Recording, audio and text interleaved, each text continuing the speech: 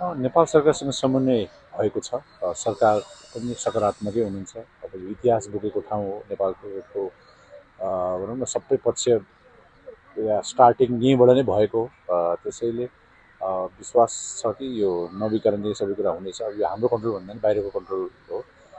But we believe that सरकारले टियुसँग समन्वय गरेर यो सम्झौता नवीकरण गरेर नेपाली क्रिकेट फ्यान्सहरूलाई, नेपाल क्रिकेट सङ्घलाई र समग्र नेपाल क्रिकेटसँग जोडिने सबैलाई यो खुसी खबर दिनुहुने नै छ।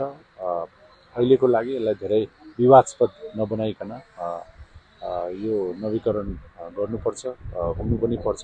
त्यसको लागि प्रक्रियागत कुराहरू के छन् भन्ने कुरा हो। अब टियुको आफ्नो मागहरू होला, ती मागहरूलाई पनि हामीले भनौँ न पोजिटिभली लिनुपर्छ। सबै कुरा लिएर चाहिँ नेपाल सरकारबाट हामीले एक्सपेक्ट गरेका छौँ कि यसलाई चाँडोभन्दा चाँडो सल्झाएर सबैको जुन सपना भनौँ या क्वेसन भनौँ त्यसको जवाब चाँडै नै हामी सबैले पाउनेछौँ।